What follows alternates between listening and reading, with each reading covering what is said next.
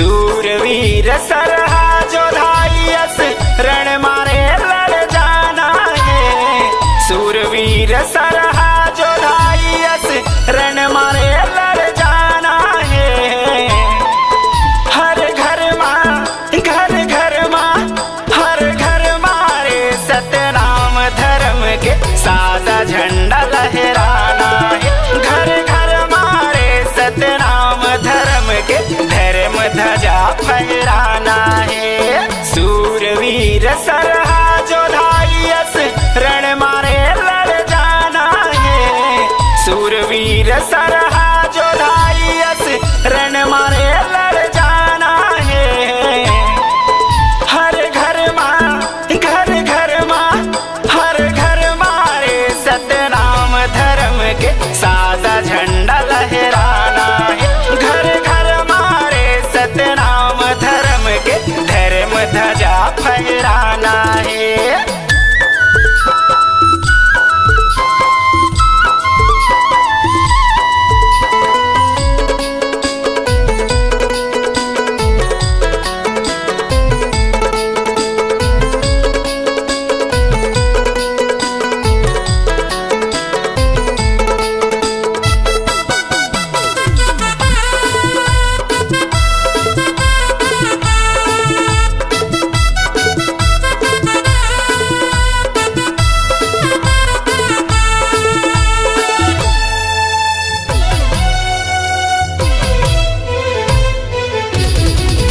ईटा के जवाब ला पत्थरामा अब रे हमला देना पर ही हक अधिकार बर रे हमला मैदान में अब लड़ना पर ही हक अधिकार बर रे हमला मैदान में अब लड़ना पर ही।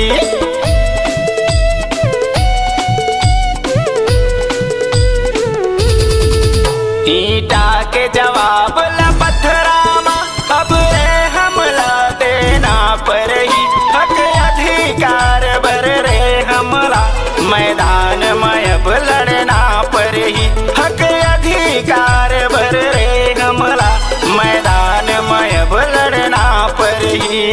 सूरवीर राजा बालक दास के सपना पूरा कर जाना है। सूरवीर राजा बालक दास के सपना पूरा कर जाना है। हर घर माँ घर घर माँ हर घर मारे सतनाम धर्म के सादा झंडा लहराना है। घर घर मारे सतनाम धर्म के धर्म ध्वजा फहराना है।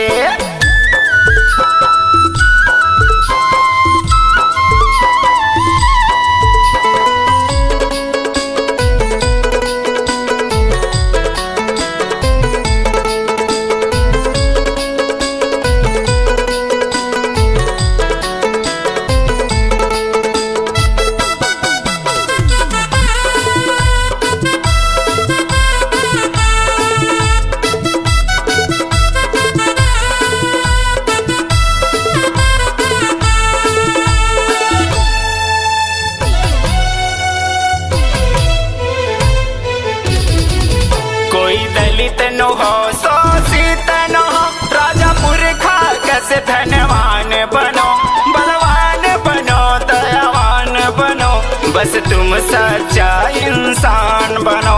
दयावान बनो बलवान बनो बस तुम सच्चा इंसान बनो।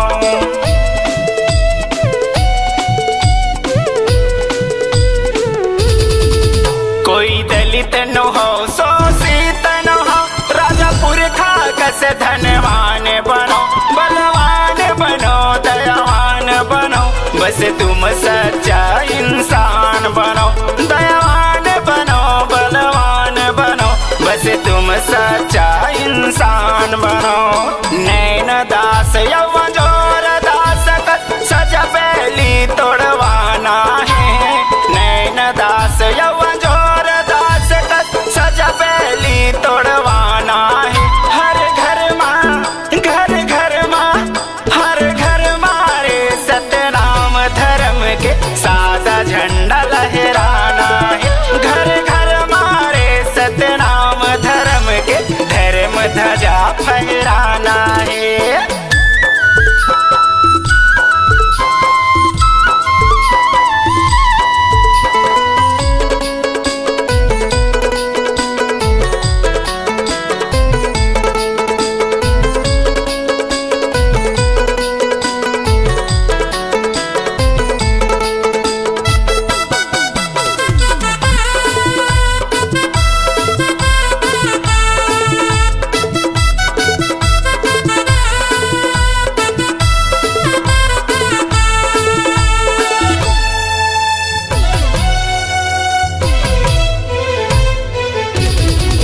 एक हाथ मजी तुम कलम धरो, एक हाथ मजी तलवार धरो।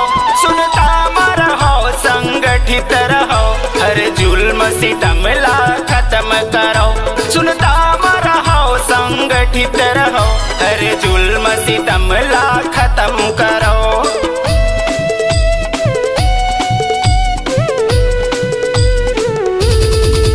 एक हाथ मजी तुम कलम धरो, एक हाथ मजी तलवार धरो। सुनता रहो संगठित रहो, हर जुल्म सितम ला खत्म करो।